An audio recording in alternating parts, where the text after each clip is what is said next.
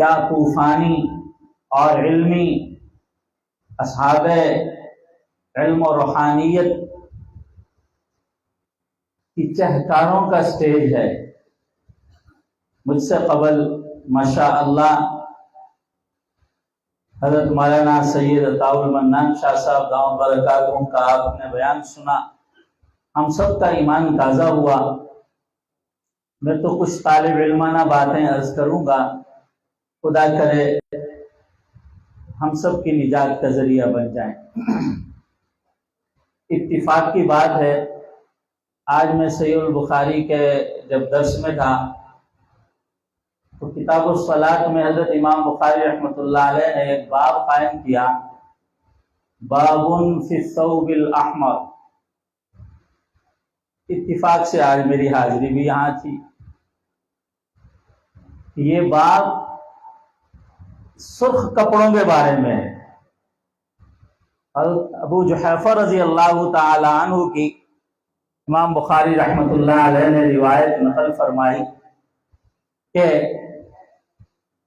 کیا دیکھتا ہوں کہ سرور کائنات صلی اللہ علیہ وسلم سرخ قبہ میں ہیں، خیمہ میں ہیں،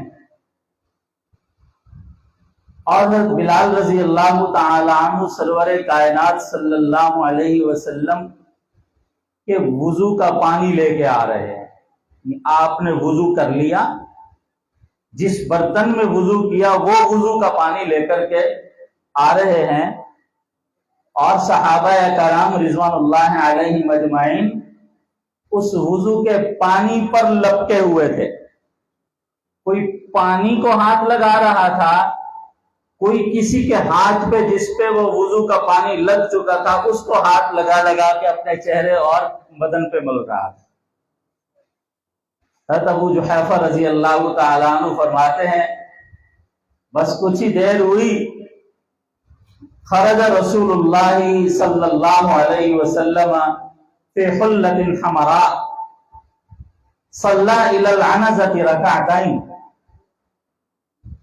اسی دوران سرور کائنات صلی اللہ علیہ وسلم بھی قبہ سے باہر جلوہ افروز ہوئے اور سرخ لباس میں گئے، اور آپ نے سامنے سترہ کے طور پر لکڑی گڑی ہوئی تھی، اور آپ نے اس کی طرف متوجہ ہو کر کے 2 رکعت نماز ادا فرمائی۔ آج میرے پاس اگر سیاہ کرتا ہو تو سرخ کرتا ہوتا تو میں بھی پہن کے آتا۔ بالکل، کیوں نہیں جی۔ تو البتہ میں نے سرخ رومال آج ساتھ رکھ لیا تھا کہ احرار والوں کے جلسے پہ جا رہا ہوں تو کوئی تو سرخ مناسبت ہو، اور یہاں آ کر کے اس ہم سفر میرج ہال کا جو ٹائٹل دے گا وہ بھی سرخ تھا۔ حضرت مولانا اکمل صاحب کو میں نے عرض کیا یار زبردست انتخاب کیا آپ نے، اور ماشاءاللہ اسٹیج پر تو سرخ پوشاک اکابر کا تو آپ منظر دیکھ ہی رہے ہیں، کتنا خوبصورت لگ رہا ہے۔ تو یہ سرخ لباس بھی سرور کائنات صلی اللہ علیہ وسلم کے مبارک استعمال سے ثابت ہے۔ شمائل کی ایک روایت ہے، غالباً حضرت جابر بن عبداللہ رضی اللہ تعالی عنہ کی روایت ہے، 14ویں رات کی رات تھی اور چاند جگمگا رہا تھا، اور سرور کائنات صلی اللہ علیہ وسلم سرخ لباس میں تھے، اور چاند کی چاندنی میں مجلس جمی ہوئی تھی۔ فرماتے ہیں کہ میں چاند کو دیکھتا اور آپ کو دیکھتا، میں چاند کو دیکھتا اور آپ کو دیکھتا، فیصلہ کروں کون زیادہ چمک رہا ہے۔ فرماتے ہیں دل نے گواہی دی کہ آپ کی چمک چاند کی چمک سے زائد تھی۔ اصل مقابلے کے لیے وہاں کوئی چیز نہیں تھی چاند سے بہتر کہ جس سے مقابلہ کیا جا سکتا، ورنہ چاند کی وہاں کیا مجال ہے۔ قاضی عیاض رحمت اللہ علیہ نے شفا میں وہ روایت نقل فرمائی ہے، سیدہ عائشہ رضی اللہ تعالی عنہ فرماتی ہیں وہاں تو چہرے انور پر یوں شعائیں ہوتی تھیں، یوں شعائیں ہوتی تھیں، رات کو اگر سوئی میں دھاگا ڈالنا ہوتا چہرہ انور کے قریب کر کے سوئی میں دھاگا ڈال لیتے۔ میرے محترم دوستو، ہمارے بڑوں نے ہمیں جس راہ پر لگایا ہے یہ راہ حق، راہ ہدایت اور صراط مستقیم ہے۔ میں کوئی لمبی چوڑی بات کرنے نہیں جاؤں گا، صرف ایک دو باتیں سنا دیتا ہوں۔ ایک تو ابھی ابھی مجھے یاد آئی اور میں اپنے حدیث پاک کے سبق میں بھی سنایا کرتا ہوں، اور خصوصاً اس حدیث پر جب پہنچتا ہوں تو میں سنایا کرتا ہوں کہ حضور سرور کائنات صلی اللہ علیہ وسلم جب مجلس میں تشریف فرما ہوتے، ابتداءً تو آنے والے کو پوچھنا پڑتا تھا ایکم محمد، تو بعد میں حضرات صحابہ کرام نے سرور کائنات صلی اللہ علیہ وسلم کے لیے امتیازی مجلس بنا دی تھی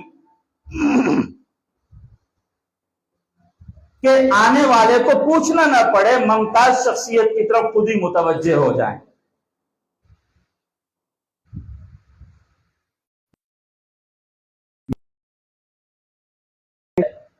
اور اصحاب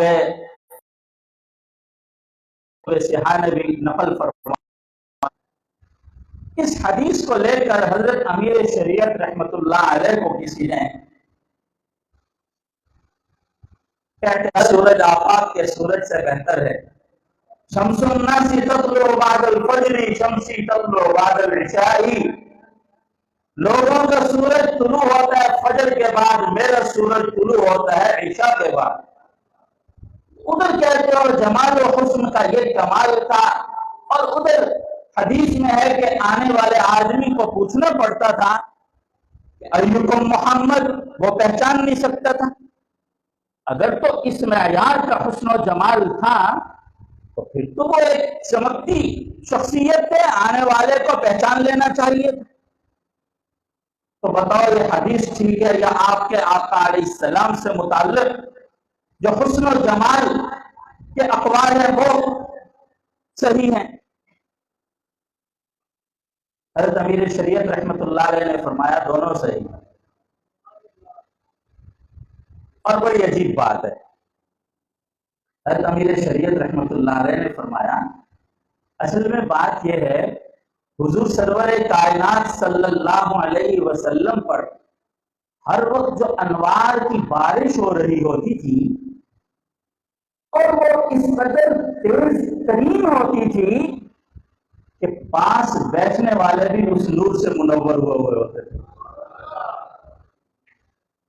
وہ نورانی شعائیں اتنی چمکدار تھیں، صحابہ بھی اس نور سے منور ہوئے بیٹھے ہوتے تھے کہ آنے والا نہیں پہچان سکتا تھا، تو وہ پوچھتا تھا ایکم محمد۔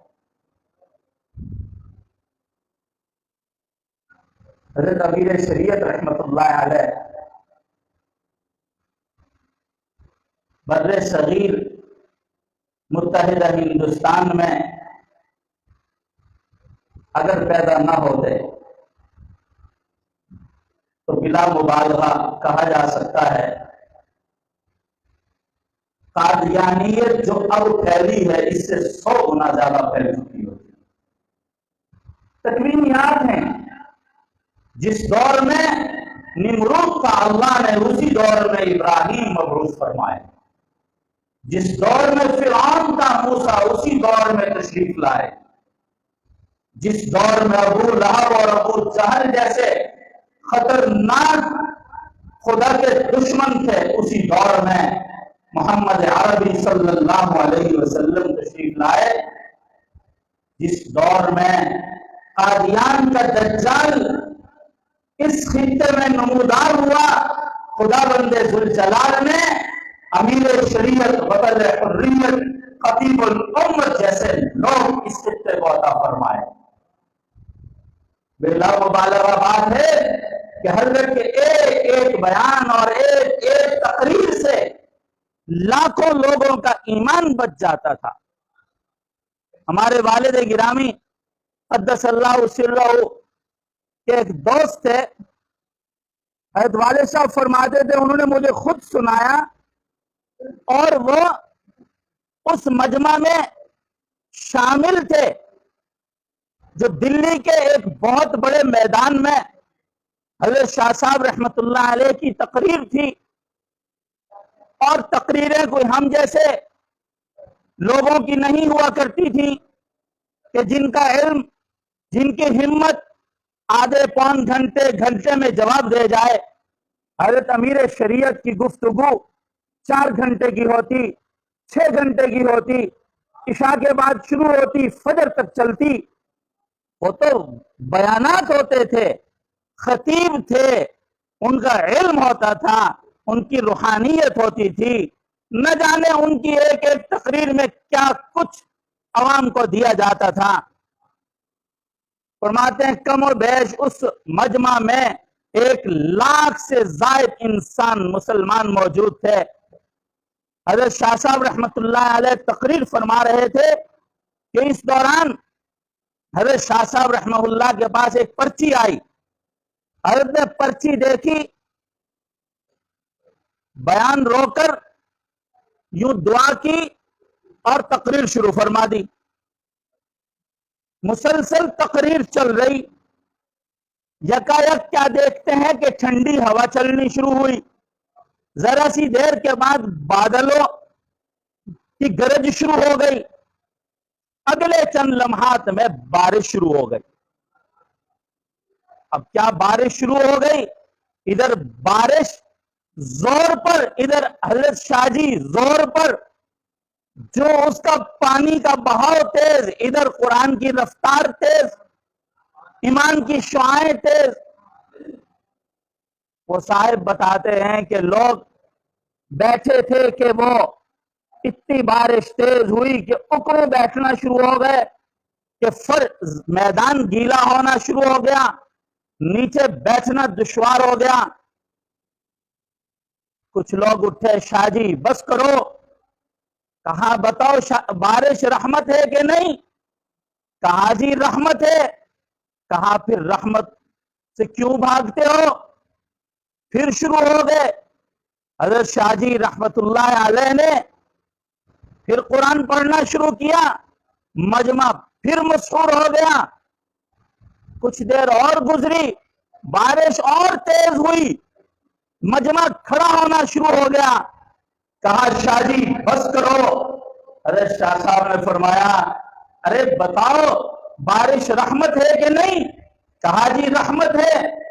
کہا پھر رحمت سے کیوں بھاگتے ہو؟ پھر اگلے پہلو پر گفتگو شروع۔ اللہ اکبر، کتنے بڑے لوگ تھے۔ لوگ حضرت شاہ جی کی تحریک کو بولتے ہیں، شاہ جی کی جرأت کو بولتے ہیں، شاہ جی کی بے باکی کو بتاتے ہیں۔ شاہ جی کے تعلق مع اللہ کو کم لوگ بتاتے ہیں، کم لوگ جانتے ہیں۔ بارش اور بڑھ گئی، مجمع عقیدت مندوں کا تھا، سچے مسلمانوں کا تھا، غیور انسانوں کا تھا۔ کون چھوڑ کے جا سکتا تھا شاہ صاحب کو؟ ان کی تو آواز سن کر پرندے رک جاتے تھے۔ لو بھائی امیر شریعت تلاوت کر رہے ہیں، آج ہم پرندے بھی سن لیں۔ عجیب، کچھ دیر گزری، لوگوں نے کہا شاہ جی بس کرو۔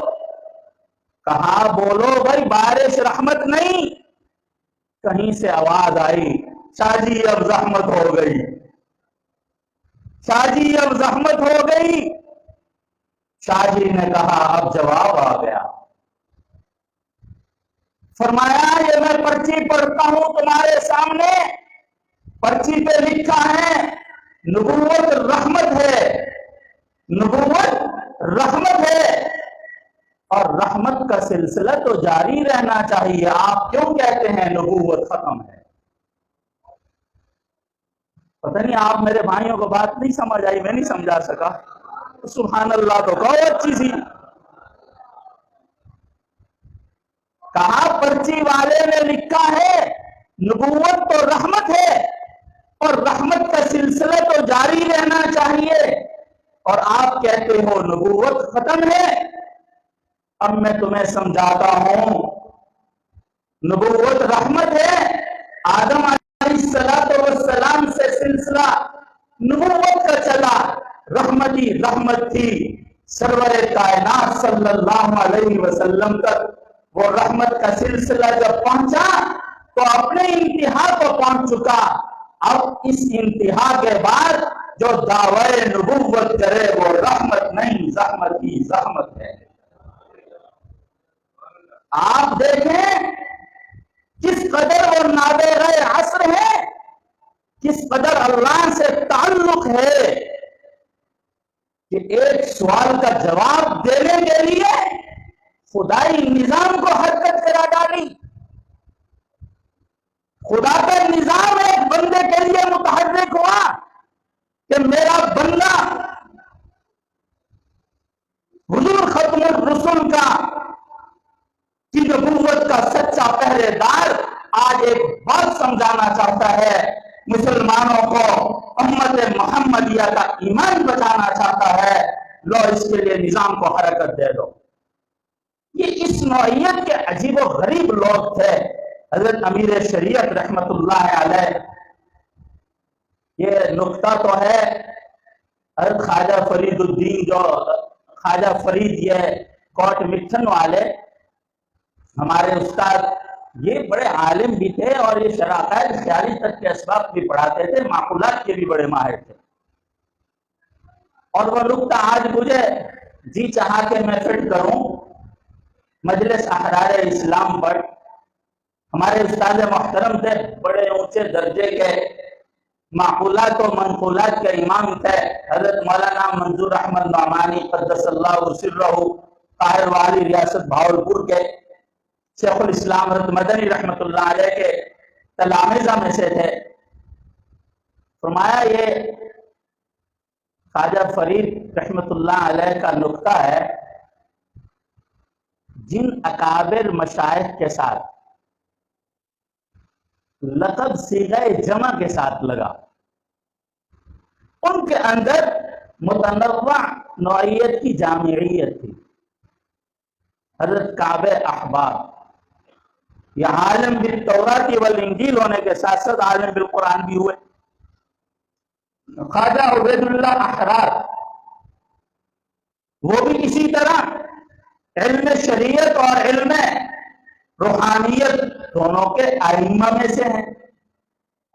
تو جی چاہتا ہے یوں کہوں کہ مجلس احرار اسلام ہماری اسلامی تحریکوں میں، اسلامی جماعتوں میں یہ وہ جامع جماعت ہے۔ شورش کاشمیری نے جو احرار کی تحریکیں لکھی ہیں وہ 12 تحریکیں ہیں۔ احرار نے صرف دفاع ختم نبوت کی جنگ نہیں لڑی، اس نے تو دفاع وطن کی بھی جنگ لڑی۔ احرار اسلام نے جیسے ہمارے عزیز محترم ابھی بتا رہے تھے کشمیر کی جنگ لڑی، 12 تحریکوں کا تذکرہ کیا ہے اور ان 12 کا تعارف کرایا ہے۔ تحریک مد صحابہ بھی اسی کا ایک حصہ تھی۔ احرار اسلام بہت ساری ہماری اسلامی جماعتوں نے، اسلامی تحریکوں نے کارہائے نمایاں سر انجام دیے ہیں، سب کو صد سلام اور صد آفرین سب پر، لیکن احرار اسلام کو یہ امتیاز حاصل ہے کہ اس کے اندر ایک جامعیت تھی، دین کے تمام شعبوں کی اس کے اندر خدمت تھی، اور خصوصاً صرف مرزا کی مخالفت نہیں تھی، مرزا کے دعویٰ باطل کی تردید نہیں تھی، بلکہ مرزا کے آباء و اجداد کو اس خطے سے نکالنے کی بھی ایک مضبوط تحریک تھی، یہ تحریک احرار اسلام۔ اللہ تعالی ہم سب کو اپنے بڑوں کے ساتھ جینا اور مرنا نصیب کریں۔ مجھے عنوان تو دیا گیا تھا کہ میں احرار اسلام کی تاریخ سے متعلق کچھ عرض کروں، وہ ہمارے عزیز محترم نے ہی فرما دیا، اس پر کچھ مزید اضافے کی ضرورت نہیں تھی۔ اب وقت بھی ختم ہو گیا، میں اپنے انہی الفاظ پر اکتفا کرتا ہوں۔ وآخر دعوانا ان الحمد للہ رب العالمین۔ الحمد للہ رب العالمین والعاقبۃ للمتقین والصلاة والسلام علی اشرف الانبیاء والمرسلین وعلی آلہ وصحبہ اجمعین۔ رب کریم ہمارا آنا، بیٹھنا، سننا، سنانا قبول فرما لیجئے۔ رب کریم اکابرین احرار، اکابرین ختم نبوت، مجاہدین اور شہدائے ختم نبوت کی ساری مساعی کو قبول فرما لیجئے۔ رب کریم انہی کے نقش قدم پر ہم سب کو بھی چلنے کی توفیق عطا فرما دیجئے۔ رب کریم رسول اللہ صلی اللہ علیہ وسلم کے ناموس کے خاطر جب بھی ہمارے جان مال عزت کی ضرورت پڑے اللہ حاضر ہوں گے، اللہ ہمیں یہ نذرانے پیش کرنے کی توفیق عطا فرما دیجئے۔ رب کریم ہم سب کی تمام درینہ حاجتوں کو پورا فرما دیجئے، دعاؤں کو قبول فرما لیجئے، وطن عزیز پاکستان پر رحم فرما دیجئے۔